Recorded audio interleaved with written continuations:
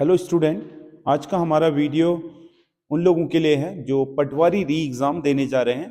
खासकर क्योंकि अभी आपने हाल ही में समाचार पत्रों में सुना होगा कि या यूट्यूब के माध्यम से बहुत सारे चैनलों ने इस बात को कहा है कि जो पटवारी री एग्ज़ाम है उसकी तैयारी शुरू हो गई है और आयोग इसे अप्रैल तक करा देगा।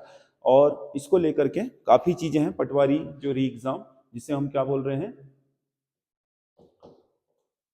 पटवारी री जो एग्ज़ाम है, ये जो री एग्ज़ाम है, री एग्ज़ाम इसलिए क्योंकि आपको पता है 21 सितंबर को ये हुआ था। उसके बाद इसमें पेपर लीक के आरोपों के लगते हुए ये रद्द हो गया और सीबीआई जांच इसमें चल रही है। तो इसे दोबारा कराने का निर्णय आयोग ने ले लिया है और इसके लिए ये कहा गया है कि अप्रैल तक ये पेपर करा दिया जाएगा। तो क्या ये अपने जो तिथि दे रहे हैं टाइमलाइन की अप्रैल तक हो जाएगा, इसमें हो पाएगा कि नहीं? दूसरी बात, क्या सिलेबस चेंज होगा या वही सिलेबस होगा, या फिर जो नए अभ्यर्थी हैं क्या वो इसमें प्रतिभाग कर पाएंगे? ये तीन चार जो महत्वपूर्ण बिंदु है इस पर मैं बात करने जा रहा हूँ। पहली बात तो यह है कि ये अप्रैल 2026 में हो पाएगा या नहीं हो पाएगा। तो अप्रैल 2026 तक जो इसकी संभावित तिथि कह रहे हैं, तो इसमें ये डेफिनेटली हो जाएगा इस बार, क्योंकि इसमें आपका अभी फिलहाल आयोग के पास अन्य कोई बड़ा पेपर है नहीं, बड़ा एग्जाम नहीं है, क्योंकि जो कनिष्ठ सहायक का दे रखा है वो मई में दे रखा है। तो अप्रैल में इसकी होने की संभावना बहुत अधिक है। तो जो भी अभ्यर्थी पहले इस पेपर को दे चुके हैं, क्योंकि इसमें दूसरी बात यह है कि ये अपनी तिथि में तो होगा ही, दूसरी बात यह है कि क्या इसमें कोई सिलेबस चेंज हो रहा है? तो सिलेबस चेंज नहीं होगा, सिलेबस यथावत रहेगा। तो जो पढ़ाई तुमने पिछली बार के लिए कर रखी थी उसी पढ़ाई को दोबारा करें, रिवीजन करें। पिछली बार जो चीजें छूट गई थी उन चीजों को कवर करने का प्रयास करें, क्योंकि अभी आपके पास 3 महीने का लगभग समय है। अधिकतम अप्रैल होगा, अप्रैल से मतलब अप्रैल से पहले भी कराई जा सकती है ये परीक्षा। अब आने वाले किसी भी दिन, क्योंकि जो यूके ट्रिपल एससी का 2026 का कैलेंडर है वो जारी हो जाएगा। इस कैलेंडर में आप देखोगे कि उसकी निर्धारित तिथि होगी और यूके ट्रिपल एससी इसको करा भी देगा। तो जो आपका सिलेबस है वो वही रहने वाला है। तो आप लोग इसकी जो तैयारी कर रहे हैं, मान लो इसमें आपके पास मोटे मोटे 60 से 70 दिन का समय है। अगर आपने पिछली बार इस परीक्षा के लिए अच्छी तैयारी करी थी तो इस परीक्षा को देने के लिए आप एक अच्छा रिवीजन और कुछ नई चीजें जो पिछली बार छूट गई थी उसे ऐड कर सकते हो। क्योंकि बहुत सारे लोगों के मैं देख रहा था कि मैसेज आ रहे थे कि 60 से 65 नंबर के बीच हमारे इस परीक्षा में बन रहे थे। हालांकि अपेक्षाकृत ये जो संयुक्त स्नातक स्तरीय परीक्षा थी, जो जिसे हम पटवारी के नाम से जान रहे हैं, और भी पद हैं इसमें, ग्राम विकास अधिकारी, ग्राम पंचायत अधिकारी, सहायक समीक्षा अधिकारी, अन्य भी बहुत सारे पद थे, इसीलिए संयुक्त स्नातक स्तरीय परीक्षा है। तो इसमें 60-65 नंबर जो ला रहे थे वो लोग आपके, अगर इन 60-70 दिनों को बेहतर तरीके से करते हैं तो वो डेफिनेटली 70 पार चले जाएंगे। क्योंकि इस बार अगर आपके पास जो अतिरिक्त समय मिला है इस पर अगर आप इस सिलेबस को कवर कर लेते हैं तो ये निश्चित तौर पर आपको बेहतर बना देगा और आपका जो परफॉर्मेंस है, पिछली बार जो गलतियां होंगी वो सुधर जाएंगी। तीसरी चीज ये है कि इसमें नए लोगों को मिल पाएगा? नहीं, नए लोगों को नहीं मिल पाएगा, क्योंकि इसका नाम ही री एग्जाम है, यानी कि दोबारा से एग्जाम होना। हो सकता है कि वो लोग दे पाए जिन लोगों का क्या फॉर्म भरा था, कॉल लेटर आया था, लेकिन वो पेपर अटेम्प्ट नहीं कर पाए थे उस समय, तो हो सकता है कि उन्हें भी कॉल आ जाए। क्योंकि जितने लोगों का क्या था, फॉर्म फिलअप हुए थे, शायद उन लोगों को सबको आपका दोबारा से री एग्जाम के लिए आमंत्रित किया जाएगा। तो उनका तो हो सकता है, लेकिन नया कोई भी कैंडिडेट इसमें भर नहीं पाएगा।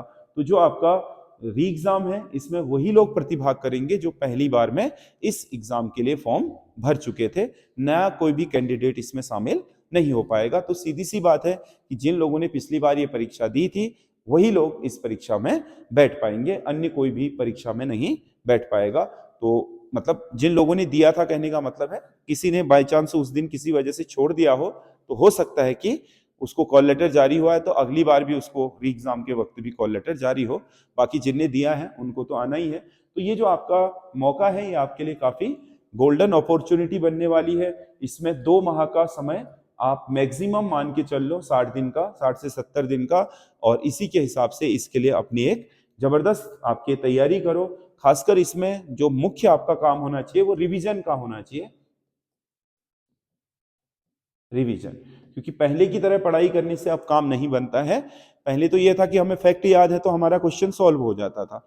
अब क्या है कि थोड़ा लॉजिकल क्वेश्चन बनने लग गए हैं, कथन कारण वाले, कूट वाले या सुमेलित करने वाले। तो इनमें लॉजिक में क्या होता है कि आपको उस टॉपिक के बारे में सही जानकारी होनी चाहिए, और सही जानकारी तब मिलती है जब हम बार बार किसी टॉपिक को पढ़ते हैं तो हमें पता चलता है कि इसका एक आयाम ये भी है, दूसरा आयाम ये भी है ना। तो उससे क्या होता है कि वो ज्यादा अच्छे तरीके, अब 60 दिन का समय है, अगर मान लो आप एक यूनिट को एक दिन में भी रिवाइज करते हो तो आपके पास 6 यूनिट है। अगर आप जबरदस्त तरीके से सारी यूनिट को रिवीजन करोगे, क्योंकि तैयारी तो आपने पिछली बार भी करी होगी, री एग्जाम है ये, तो इस बार केवल आप रिवीजन पर फोकस कीजिए। अगर आपने 6 यूनिटों को प्रत्येक 6 दिन में भी पूरा करा तो आप 10 रिवीजन कर चुके होंगे। जो 10 रिवीजन है वो आपके लिए काफी कारगर सिद्ध होंगे। पिछली बार जो गलतियां, आप ये मत समझिएगा कि 100 में से 90 करना होता है स्कोर। 70-75 अगर आपने जैसा पेपर बना था 70-75 आपने कर लिए तो आपका सिलेक्शन हो जाएगा, ये मान के चलिएगा। तो इसीलिए आपके पास काफी गुंजाइश होती है, 20-22 नंबर छोड़ने की होती है। इसीलिए सिलेबस में से आउट ऑफ जो क्वेश्चन आ जाते हैं 15-20 छूट भी गए तो कोई बात नहीं।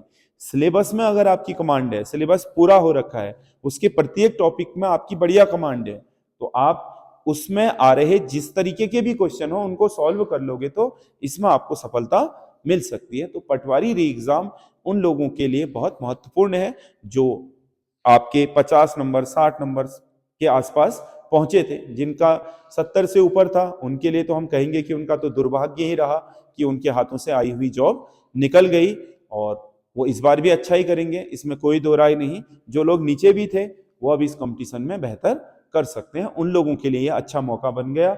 जिन लोगों का होना था, जिनके 75 के आसपास नंबर आ रहे थे 70 से ऊपर, उन लोगों के लिए तो ये काफी दर्दनाक है कि हाथ में आई हुई जॉब निकल गई रद्द होने के कारण। उनकी थोड़ी कोई गलती थी, है ना, लेकिन उन लोगों के लिए ये अवसर बन गया जो कहाँ थे 75 से 50।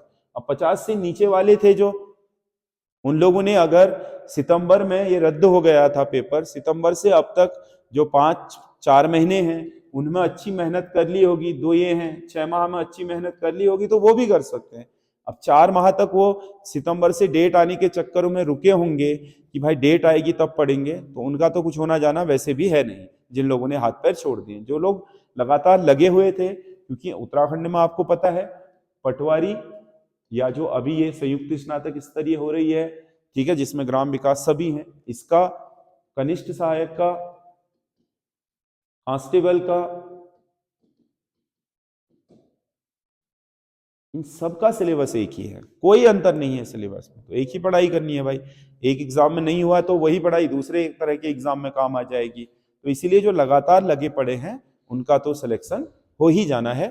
इसीलिए पटवारी री एग्जाम में अब आप ये मत मानिएगा कि आयोग कराएगा कि नहीं कराएगा, आप अप्रैल की टाइमलाइन पकड़ लो, अप्रैल के मध्य की, जैसे आप जनवरी में हो, फरवरी 1, मार्च 2 और अप्रैल 3, मतलब 60-70 दिन मोटे मोटे मान के चल लो। क्योंकि आपके पास आप 24 जनवरी हो गई है तो ये सोच लो कि जनवरी तो चला ही गया, फरवरी के 28 दिन और उसके अलावा क्या बोलते हैं मार्च के मान लो 1 महीना और 10-12 दिन अप्रैल के मान लो, तो कुल मिलाकर के 70 दिन के आसपास आपके पास बचे हुए हैं। तो यही वो टाइम है जहां पर आप बेहतर कर सकते हो।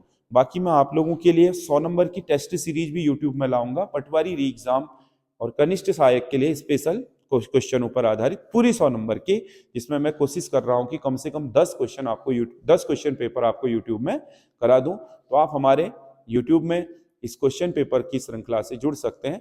मैं पेपर जल्द ही इस पर लेकर के आऊंगा 100 नंबर का पूरा, तो इसमें कैलेंडर आने के दिन से ही मैं आपके लिए ये पेपर लेकर के आऊंगा। आप हमारे चैनल पर लगातार बने रहिए, अपडेट रहिए और आप अपनी तैयारी को अंजाम दीजिए अंतिम रूप से। इस बार आपको जरूर इसमें सफलता मिल जाएगी। तो आपको ये वीडियो कैसा लगा आप हमें कमेंट करके जरूर बताइएगा। धन्यवाद।